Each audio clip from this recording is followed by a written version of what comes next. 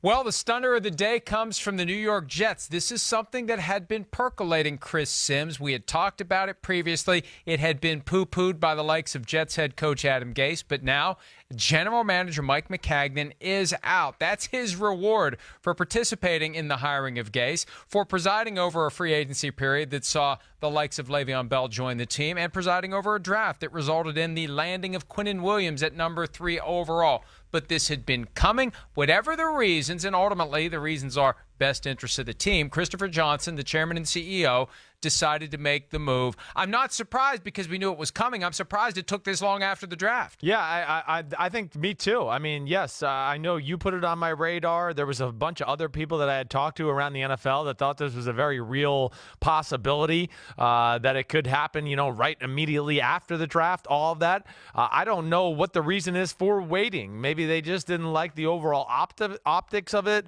whatever it may be. But yeah, obviously there was some sort of discontent or unhappiness about what Maccagnan was doing with the New York Jets within the organization. And hey, you and I both know there was definitely frustration from the Jets fans about Maccagnan and his building of the team over the last few years.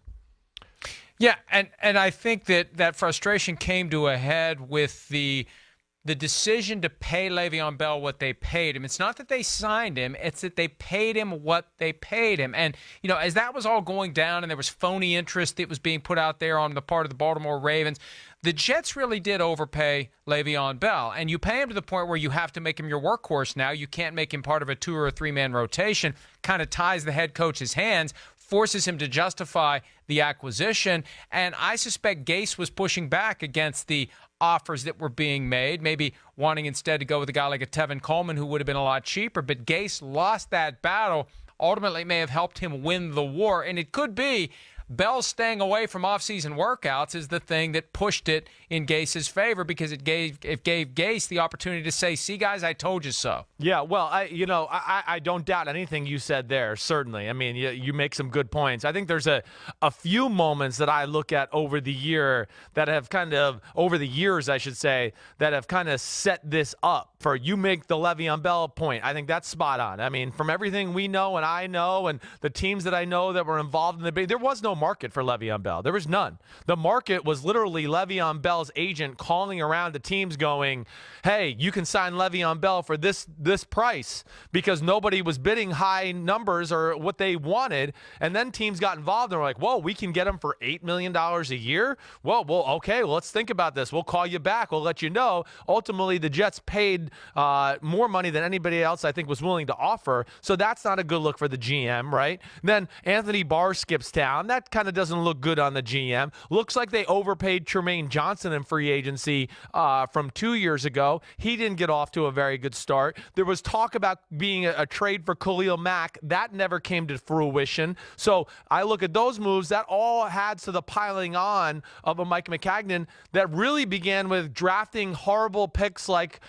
Christian Hackenberg in the second round, when he had no business being drafted in the first 5 rounds, 6 rounds maybe. I feel like that's where it began. Also with Bryce Petty not being able to find that quarterback. It seems to be a theme, Mike, in New York, that the Jets fans felt like he only made good picks when guys just fell to him, like Leonard Williams or Jamal Adams, or even this year, Quinnen Williams at 3. I don't think everybody was a fan of some of his team building from there on out. There's another angle to this that I think is very important, and it is, how long was this building? Was this something Christopher Johnson thought about doing after the 2018 season but decided only to fire Coach Todd Bowles for now? Or was he intent on keeping Maccagnan until Adam Gase gets in the building and maybe starts pointing some things out? The power struggle that often arises when a new coach wins games and has success and flexes his muscle. Gase flexing muscle before he even has any muscle, right? He hasn't done anything with the Jets yet, and he was able to build a case, if that's how it went down, to result in Christopher Johnson making the change. And look, if it's the former, if this was something that he planned to do all along, my reaction is you just should have done it then. Just get rid of everybody and start from scratch. Get a new GM, get a new head coach. If it's the latter, it shows that Gase is able to make a pretty compelling case behind closed doors for Christopher Johnson to do what Gase wanted him to do, which is tell Maccagnan to get on down the road. And now Gase is the interim GM. They're going to hire a new GM, but here's the question.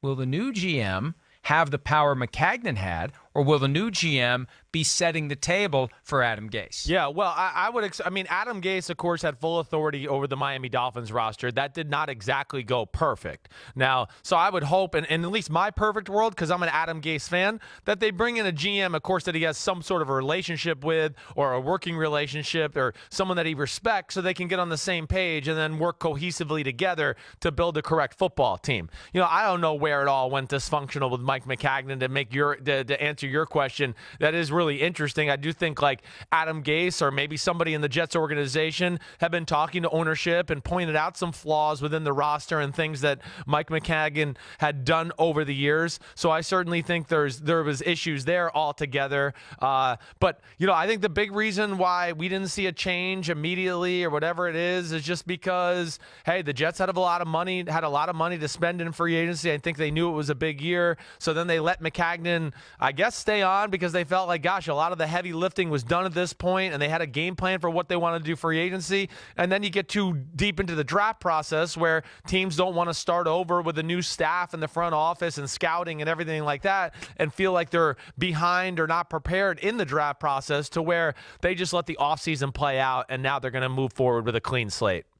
It'll be interesting to know how much juice Maccagnan actually had in free agency and in the preparation for the draft. Because I remember when Charlie Casserly, who got Maccagnan the job, was essentially let go by the Texans. They let him hang around after the season ended. He didn't have a lot of juice or really any juice in the draft that resulted in Mario Williams being number 1 overall. But the owner didn't want to look foolish for firing both Dom Capers and Charlie Casserly at the same time. I mean, maybe Christopher Johnson was just thinking, let's have some lag here. Let's let this guy keep around and hold it together, but I'll make the decisions, or the new coach will help me make the big decisions, and Mike Maccagnan is just kind of here as an administrator more than anything else. I mean, maybe that'll come out at some point. I don't know. But this was coming, and it is a surprise because here we are 3 weeks after the draft almost. I think they put the brakes on it because word got out. It seems if word that hadn't way. gotten out, right. I think he would have been fired right after the draft. But, yes. But it's almost like they didn't want to legitimize the reports by firing him right away. Because I said at the time,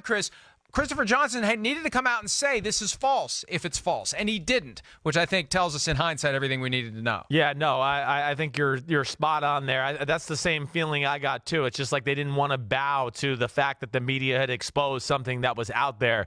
The big thing going forward is who's it going to be?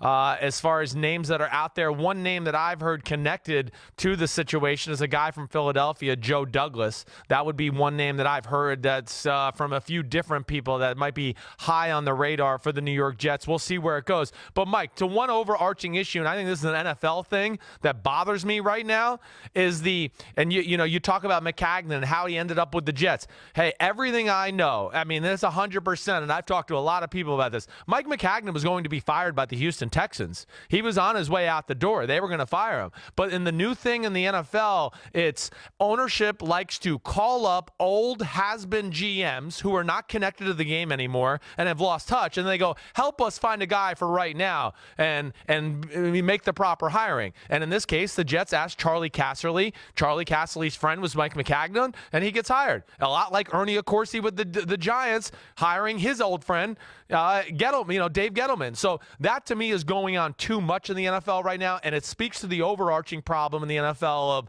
it's become very political, the league, more political now than ever, and it's not about what you know, it's about who you know. That's become more important than actually being good at your job, and that's wrong, and that's why I think we see more idiots around the league than ever before. And Chris Sims said all those things. Yes, about me, I did. I agree Chris with what Sims you're said saying. it. Chris Sims called Charlie Casserly a washed-up has-been GM. But here's the thing, and this is human nature, and the owners need to understand this. When you hire a consultant to do the thing that you're not equipped to do on your own, you are inviting that person to hire a friend or a family member or a family member of a friend. Exactly. Because the person who makes the recommendation then has the ear of the person who gets the job. And if it's a friend who is going to feel indebted to you, that person's going to take your calls. That person's going to listen to what you have to say. So you're still in the game even when you're not in the game. And maybe it's Charlie Casserly that told Mike Maccagnan to draft Christian Hackenberg. We'll never know the answer to that one, but we do know that it's an important reality for owners to keep in mind. You hire that consultant, you entrust that job to that consultant. The consultant's going to hire somebody who's going to listen to that consultant and let that consultant feel relevant, right, maybe years after the point where anyone should have been listening to that consultant. Is there anyone else we can piss off before we wrap this up? No, I think we did it all. We've almost hit all 32 teams, so good job. Anything else you want to add? No, I think that's it. You know, I think we really hit it all. I don't really look at any other thing that we haven't said. I got a few notes written down here. I feel like we hit them all. So good job by you, man. All right. Hey, thanks for hurrying up and getting to the studio quickly so I didn't have to wait here 10 minutes for you. I appreciate your... You mean you had to wait at home in your luxury house? I mean, oh, my gosh. Sorry, some of us are here at the office. Let me explain to you how this works. When something like this happens, I end up writing 10 different stories about it. Waiting for you to get to the studio keeps me from doing that. I'm not sitting outside getting a suntan, obviously. So I've got to get back to work. So you get to work, I'll get to work, and then if somebody else gets fired today, we'll come back and do this as long as the person who gets fired isn't one of us. I'm done. If anybody gets fired today, I've had enough of you. I'm waiting till tomorrow morning. I'm out of here. The hell with you. Later. See ya. Everybody, see us. We'll have more about this tomorrow morning on PFT Live. Everybody have a great Wednesday. See you, man.